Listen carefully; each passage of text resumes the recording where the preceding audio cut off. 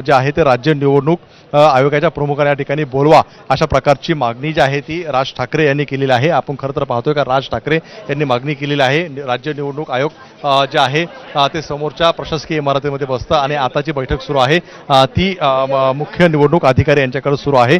त्यामुळे दोन्ही अधिकारी एकाच ठिकाणी जर असतील तर त्यावरती चर्चा जी आहे ती सविस्तर होईल अशा प्रकारचं जे आहे ते राज ठाकरे यांची भूमिका आहे। कारण आगामी स्थानिक स्वराज्य संस्थांच्या निवडणूक आहे त्या संदर्भात आम्हाला काही प्रश्न आहेत ते प्रश्नाचं उत्तर मिळवण्यासाठी राज्य निवडणूक आयोगाच्या प्रमुखांना बोलवा असं राज ठाकरे यांनी म्हटलेलं आहे। कारण ही संपूर्णपणे जबाबदारी जी आहे स्थानिक स्वराज्य संस्थांची ही राज्य निवडणूक आयोगाच्या प्रमुखांवरती आहे।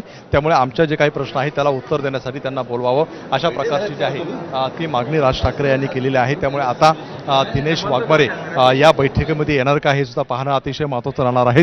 कारण ह्या सगळ्या मतदार याद्या आणि याचा प्रश्न जरी झाला असला तरी पुढच्या अनेक प्रश्न आहेत त्यामध्ये आपण पाहतोय की मतदार याद्यांसोबत जे काही वॉर्ड रचना असेल किंवा इतर काही मुद्दे आहेत त्याच्यावरती सुद्धा सविस्तरपणे आम्हाला उत्तर पाहिजे आणि त्यासाठी राज्य निवडणूक आयोगाच्या प्रमुखांना बोलवा अशा प्रकारची मागणी जी आहे ती राज ठाकरे यांनी केलेली आपल्याला पाहायला मिळते। खरं तर या सगळ्या मुद्द्यांवरती जे आहे ते राज ठाकरे बोलतायत। उद्धव ठाकरे यांनी सुद्धा महत्त्वाची भूमिका जी आहे ती मांडलेली पाहायला मिळते की जो मतदार मतदान करतोय ते नेमकं कोणाला करतोय याची जी आहे ती स्पष्टता होत नाही। त्यामुळे ती स्पष्टता व्हावी अशी मागणी जी आहे ती उद्धव ठाकरे यांनी मुख्य निवडणूक अधिकारी यांच्यासमोर केली पाहायला मिळते। अगदी राजू, साधारणपणे जर आतापर्यंतची चर्चा आपण बघितली तर ठाकरे बंधूंकडून व्हीव्हीपॅट साठी आग्रही मागणी केली जाताना दिसतेय। त्याच वेळेला महानगरपालिका निवडणुकांच्या वेळेला व्हीव्हीपॅट वापरलं जाणार नाही असं या आधी निवडणूक आयोगानं म्हटलं होतं। कारण त्यांचं असं म्हणणं होतं की व्हीव्हीपॅट जोडण्यासाठी आवश्यक असलेली जी ईव्हीएम्स आहेत ती त्यांच्याकडे त्यावेळेला उपलब्ध नव्हती।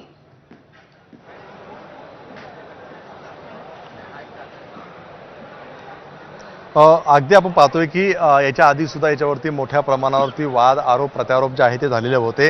व्हीव्हीपॅट जे आहे ते वापरण्यात यावं अशा प्रकारची मागणी केलेली होती।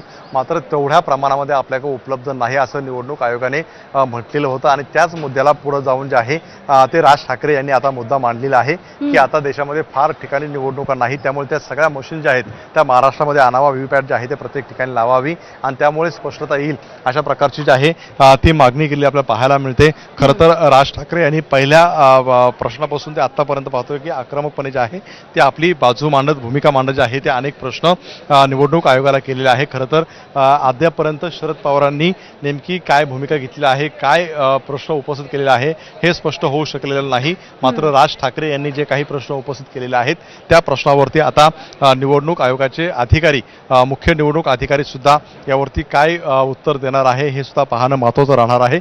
खरं तर आता आपण पाहतोय की राज ठाकरे जे आहे ते बाहेर पडलेले होते आणि पुन्हा एकदा ते बैठकीच्या दिशेने आपल्याला येताना पाहायला मिळतात। खरं तर बैठक अजूनही सुरू आहे आणि राज ठाकरे हे काही वेळासाठी बाहेर पडलेले होते आणि पुन्हा एकदा ते बैठकीमध्ये जाण्यासाठी आता आलेले आहे। आपण खरं तर पाहतोय की बैठकीमध्ये अद्यापही उद्धव ठाकरे आहेत, शरद पवार आहेत, त्याचप्रमाणे इतर महत्त्वाचे नेते जे आहेत या बैठकीमध्ये आहेत आणि दुसरीकडे आपण पाहतोय की पुन्हा एकदा राज ठाकरे आता या बैठकीसाठी आतमध्ये गेलेले आपल्याला पाहायला मिळतात। त्यामुळे पुन्हा आता ही बैठक जी आहे ती आणखी काही काळ चालण्याची शक्यता जी आहे ती वर्तवली जाते। त्यामध्ये आता पुन्हा एकदा राज ठाकरे नव्याने काही मुद्दे मांडतात का, दिनेश वाघमारे यांना जे आहे ते या ठिकाणी बोलावं अशा प्रकारची सुद्धा मागणी केलेली होती। त्यामुळे दिनेश वाघमारे या बैठकीसाठी येणार का? इम्तियाज जलील बोलतायत, आपण थेट जाऊयात।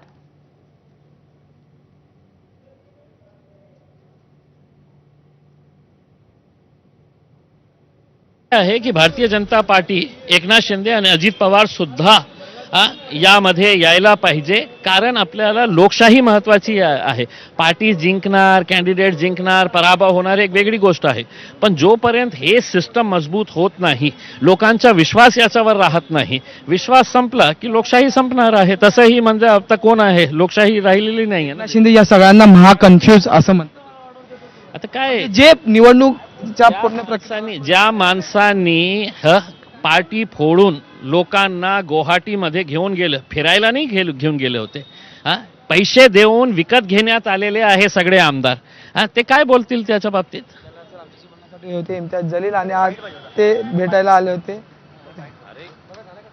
ठीक आहे, निवडणूक आयोगाच्या कार्यालयात पुन्हा एकदा जाऊयात आमचे प्रतिनिधी राजू सोनवणे आपल्यासोबत. राजू, आपण इम्तियाज जलील यांची देखील प्रतिक्रिया आता ऐकली. त्यांचं असं म्हणणं आहे की लोकशाही बळकट व्हावी आणि यासाठी खरं तर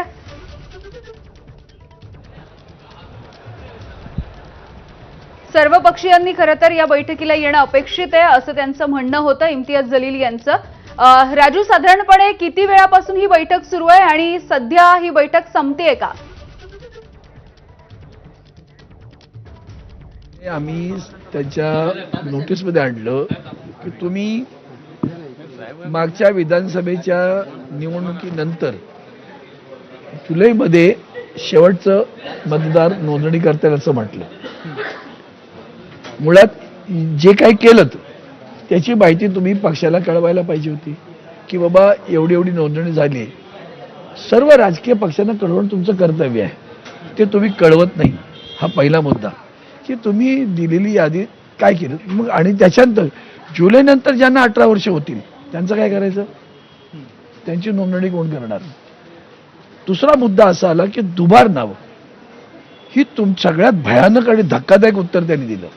एका बाजूला बिहारमध्ये SIR करतात ते, आणि इथं त्यांनी असं म्हटलं की दुबार नाव नोंदवण्यानंतर मला डिलीट करण्याचा अधिकार नाही. मग काय करणार तुम्ही, दोन्ही ठिकाणी करणार का. नाही म्हणे मग आम्ही त्या मतदाराला विचारू की तुला कुठे मतदान करायचंय. खरं तर अंबादास म्हणाले की बाबा असं त्याला अधिकार नाही, तो राहतो तिथेच मतदान करायला पाहिजे, तू तिथे राहत नाही ना.